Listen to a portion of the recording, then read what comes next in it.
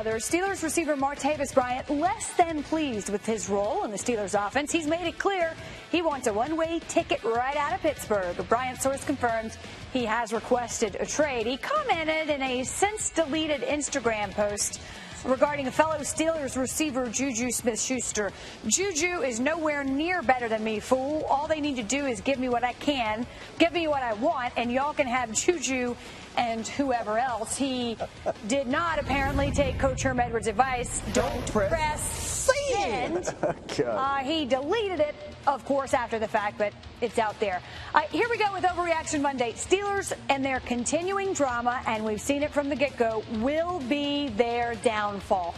Overreaction or not so? This is an overreaction. They've got the other stuff out of the way. You get the stuff with Antonio out of the way. The anthem things are behind him. And now Ben still thinks that the Cowboy has a little bit left to go. And so once you deal with those things, figuring out where to throw the ball and who needs to get the ball is the easy part. They understand how to run offense. And trust me, nobody in that building is running at the beck and call of Martavis Bryant. They're going to be absolutely fine because as long as they give the ball to number 26, early and often, they'll be good. Look, I know some people on that staff, and all of them say to a man, Mike Tomlin, they just say this: he's good. He'll figure it out. He'll get this under wraps. I don't think they're worrying about Martavis Bryant, as fine as a young talent as he is. I don't think they're worried about you that much, Martavis, and you might just get your wish. Don't press send. Total overreaction. Team is good enough to get to the Super Bowl with or without drama. I've never heard so much about a player who's produced so little over the course of the last couple of years. Yeah. Well, I think, there's the point. And add insult to injury, if you will. The Pittsburgh Post-Gazette says Bryant did not show up for work today. Apparently, he called in sick, which I wasn't even sure was Yeah, I thought you. Yeah, it's not an option. I thought you got to get. Apparently it is. Home. So yeah. So to your point, they'll figure this out. I'd be careful what you wish for if I was Martavis Bryant. All right, we continue. How about this? We move on to the Tampa Bay Buccaneers. The statement is this: the Bucs are the most disappointing team. Not an overreaction. Oh, Let her finish the question. No, right. Don't have to. Don't have Not to. an overreaction. I knew how he felt. Simple as that. Not an overreaction. This team plays. You know what?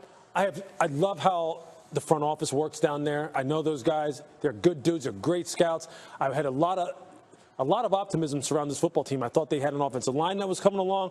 I thought the running back position would be solidified. Jameis would take another step. They have Gerald McCoy on defense. TJ Ward is down there. Now he's complaining about the fact that he didn't come down there to be a rotational player. I thought they had some young corners who could one young corner who could pick the ball off, and Brent Grimes, who's got great ball skills too. But this team just plays soft and they play lethargic. They don't play tough. They don't play 60 minutes. They make too many errors and they keep losing games. And that is just flat out disappointing for me. Yeah, they keep finding ways. It's about attention to detail with this team, though. It's about doing the very little things. You'll see flashes from some of those players that Lewis mentioned because they are talented. They are highly talented players, very athletic players. Jameis Winston will show you on one play that he can't take the next step, and then he regresses and throws an interception inexplicably, and you're like, oh, my goodness, what's going on? So with this team, I agree with Lewis. For expectations that were set so high, no team has fallen shorter than they have. How about the New York Giants? Yeah. They've been decimated. They've been decimated by injury, so I'll give them a little bit of a pass. This team has all their horses, and they're still not getting it done. It's not saying, too, it doesn't say the worst team in the NFL. We knew the Cleveland Browns weren't going to excel. The most disappointing team. I mean, I thought they would be up there. We'd be talking about them in the power rankings like top 10 right now. Point, though. That's the Yeah. They're not. They're not that. They're not that. All right. And I got news for you. The Cleveland Browns, for being winless, are disappointing because they're winless and because we keep waiting for it to turn around, and it hasn't.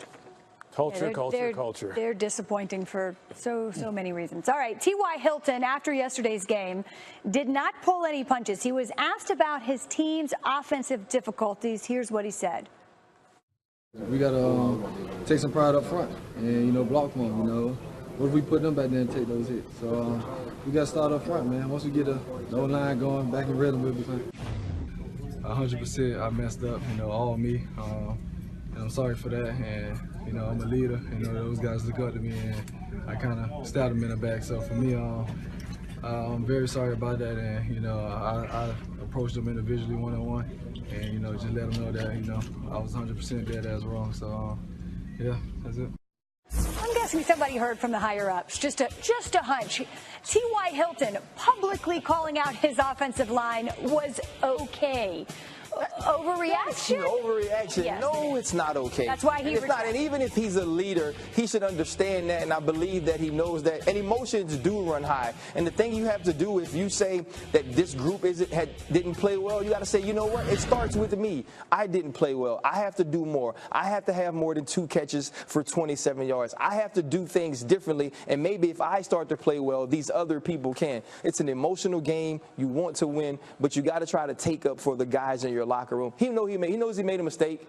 Even if you think it, you can't say it. Going forward, I know he won't do it again. Yeah, you have to own that one. You know what? They need to have one of those players-only meetings because, number one, T.Y. was like giving up on routes yesterday. The offensive line's been a mess for a long time. Actually, what he said, nothing about what he said was really it's not false. True. Right. It's just that he did it publicly. That's not the point. Yeah, that's what I'm saying. Yeah. They just need to get together like that, maybe as a team. Even those players-only meetings usually they don't really work, but they need to get some things going. They don't work. Do it anyway. They need to. Well, they did. You know what? They need to work for you. I'll tell you, they need to figure something out. Try it anyway. GM Chris Ballard, he's got some work to do this offseason. So just to be straight, Martavis Bryant is better than Juju Schuster-Smith,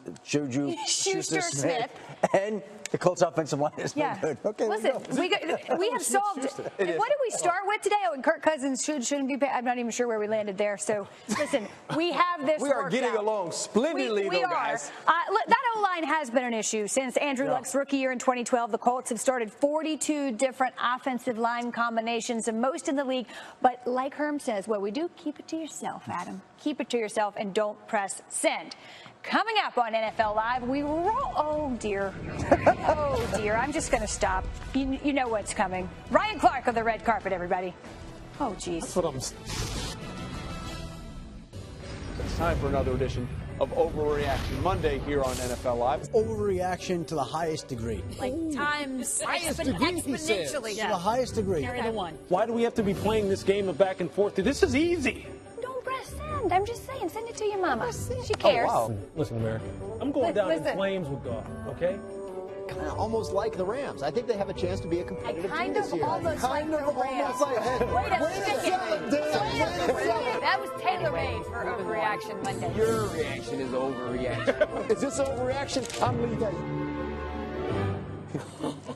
Herm never got him wanted to back overreact. We did. He came back, so that's fair enough. All right, we continue with Overreaction Monday, and this one, man, either way, this defense is pretty good. The Jaguars' defense, the best in the NFL. Saxonville, and the sacks just keep piling up, Lewis. Yeah, I think it's a little bit of an overreaction. Although, look, I love this team. When teams decide to put it in the air and the Jaguars can play with the lead, they're going to get after you because they have some horses that they can come after you with 4 or come after you with 5 or more because these linebackers can absolutely fly. And in the secondary, they can just absolutely lock you down. They can play you man-to-man. They can play combination coverages, and all these guys have great ball skills. So if they can handle the run game better, when teams decide to line up and run downhill and smash them in the mouth, they haven't answered the bell yet on that. But man, you know, if they can get that squared away, this team is scary. It's just unfortunate they're playing with the quarterback. Who's better? If they're not the best defense in the NFL, who's better? Hold on. I think that's ready. Yeah. Seattle, Okay. Pittsburgh, Minnesota, Chicago, Buffalo. Now listen, Jacksonville is in that conversation. They are. But to say that it's the best defense in the NFL, overreaction. But they're coming now. But they're coming. Hey, to be in the They're on the right course. It's not an overreaction because we having the conversation. It's not an overreaction. This is what's wrong with people. They want to step out on a limb for Jared Goff, but they can't step out on the limb for defense. Man, listen, these dudes got war daddies. War daddies. I want you to look in my eyes. They get after the passer. Look at what I'm great doing. in the Look at what I'm secondary. doing. Sideline to sideline. There it is. Find one. Find you one. Yes, sideline to sideline, linebackers. Listen, yeah. You know, Lewis, they haven't answered the call. It's somebody's running straight. Hey, this is the best defense. That doesn't matter. They're the most dynamic. Their corner duo. Best cornerback. Their corner duo. Okay. But they how you scream? Well, I feel the same way about Jared. How about this? The Jags are on pace. I can tell you this. The Jags are on pace for 75 sacks. So that is Saxonville. If they get a lead on you, it's a wrap. As Ryan likes to say. We said, It's a wrap. One of the best defenses in the NFL. Ascending. Excellent. All good things. But I'm not ready to crown them the favorite. Fair enough. I think that's better. Crown them. No, I'm not going to. All right, we talked about the Rams. Not yet. All right, Can we talk about the Rams? We did talk about the Rams, and now we're going to continue to. And I'll say this. Again, you tell me, overreaction, not an overreaction. The Rams are the most complete team in the NFC. Oh, Lewis, it's your guy. I mean, come on. You know I want to say, but I can't because look, and I'm going to say for the same reasons, right? For the same reasons I was just talking about the Jaguars. Their run defense, if they can snuff out people's hopes and dreams like they snuffed out the Cardinals yesterday when they took AP and said, hey, He's the run defense remember how you police. looked a week ago against the Tampa Bay Bucks?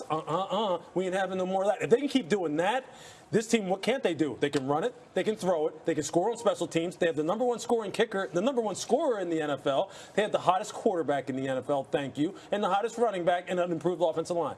But run defense, you get that squared away.